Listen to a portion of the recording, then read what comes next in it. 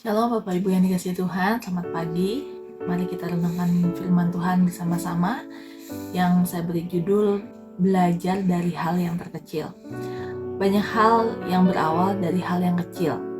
Pada umumnya banyak orang yang menginginkan sesuatu yang besar tetapi tidak mau melewati sesuatu yang kecil. Memulai dari hal-hal yang kecil memang membutuhkan waktu dan membutuhkan kesetiaan. Kita akan dipercayakan hal-hal besar jika kita dapat menunjukkan kesetiaan kita pada hal-hal yang kecil. Tetap setia sekalipun hanya melakukan hal-hal yang sederhana atau hal-hal yang kecil. Itu adalah modal yang kuat untuk seseorang bisa dipercayakan Tuhan untuk hal-hal yang besar. Tuhan Yesus berkata dalam Injil Lukas 16 ayat 10, barang siapa setia dalam perkara-perkara kecil, ia setia juga dalam perkara-perkara besar.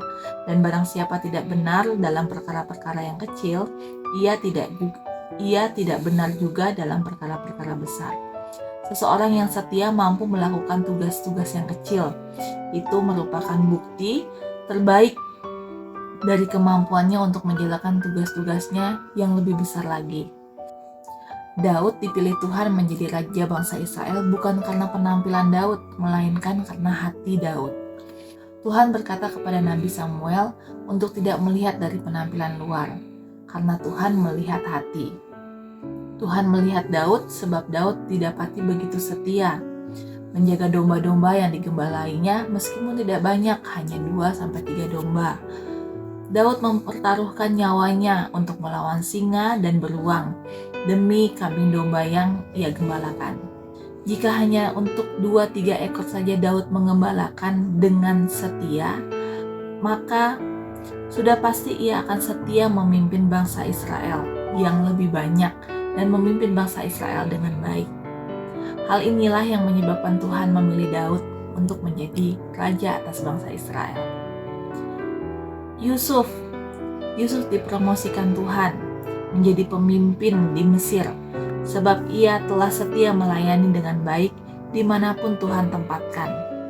Walaupun Yusuf dijual menjadi budak, Yusuf tetap setia melayani dengan baik sehingga tuannya mempercayai seisi rumahnya.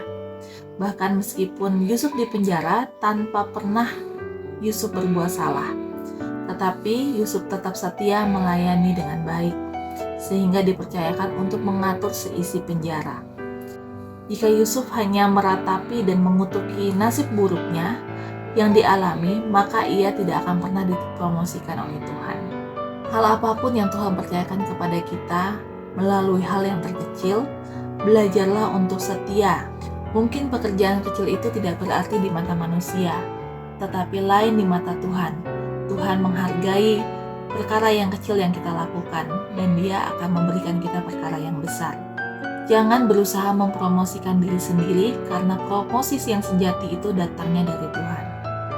Kedudukan yang dipromosikan oleh diri sendiri tidak akan bertahan lama, karena suatu saat Tuhan akan menurunkannya.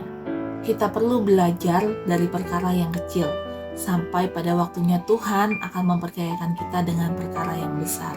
Pesan terakhir di renungan pagi hari ini adalah Allah akan memberdayakan orang-orang yang berkarakter lebih daripada orang-orang yang sukses. Terima kasih, Tuhan Yesus memberkati.